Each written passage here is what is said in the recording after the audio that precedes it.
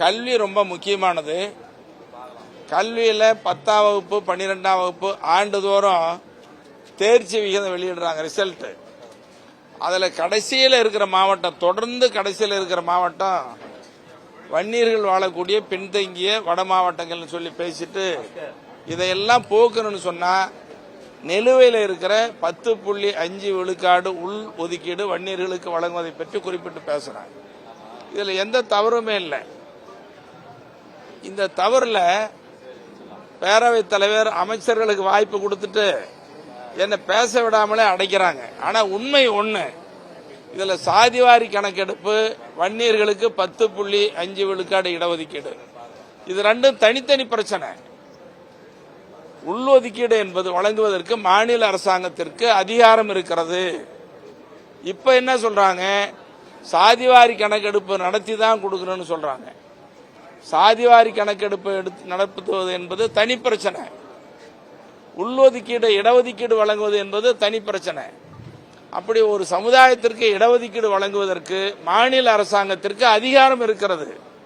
அந்த அடிப்படையில் தான் இஸ்லாமியர்களுக்கு உள்ஒதுக்கீடு, அருந்ததியர்களுக்கு உள்ஒதுக்கீடு, மிக பிற்படுத்தப்பட்டவர்களுக்கு 20 விழுக்காடு இடஒதுக்கீடு, இதெல்லாம் தமிழ்நாட்டில் வழங்கப்பட்டது மாநில அரசாங்கம் தான்.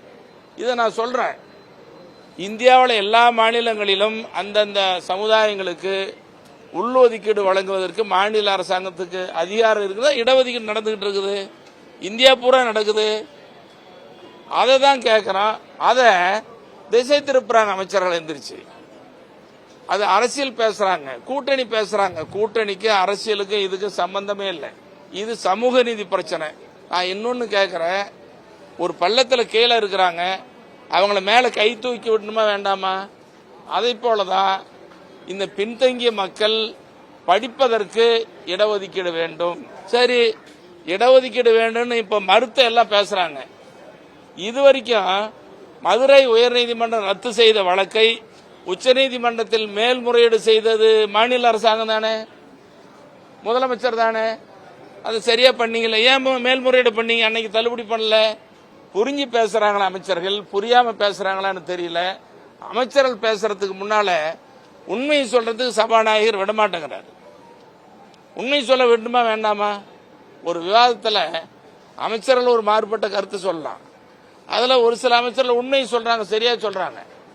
முதலமைச்சர் சரியா சொல்ல வந்தாரு, பேரவைத் தலைவர் அவரே பேசுறாரு எல்லாத்தையும். இதை பேசாதீங்க, நீ மத்திய அரசு கேளுங்க, கூட்டணியில மத்திய அரசுல இருக்கிறீங்க கேளுங்கிறாங்க. மத்திய அரசு கேட்கறது தனி. உள்ஒதுக்கீடு வழங்குவதற்கு மாநில அரசாங்கத்திற்கு அதிகாரம் இருக்கிறது. அந்த அடிப்படையில் தான் இதுவரைக்கும் காலங்காலமா உள்ஒதுக்கீடு வழங்கப்பட்டு வருகிறது.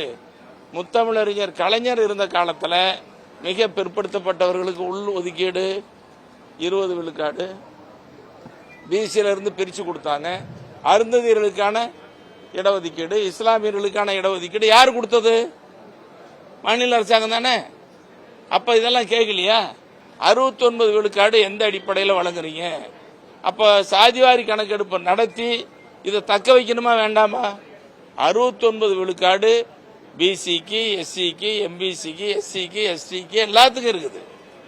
அதை தக்க வைக்கிறதுக்கு இந்த செய்யணுமா வேண்டாமா? இது சமூக நீதி பிரச்சனை தான் நாங்க பேசுறோம், அரசியல் பேசல. ஆனா முழுக்க முழுக்க சட்டமன்றத்தில் அரசியலை பத்தியும் கூட்டணி பத்தியும் பேசுறாங்க. நான் பேசுறது ஜி.கே. மணி இன்னைக்கு கேட்டது சமூக நீதி பிரச்சனை. செய்திகளை உடனுக்குடனும் துல்லியமாகவும் தெரிந்து கொள்ள சப்ஸ்கிரைப் பண்ணுங்க.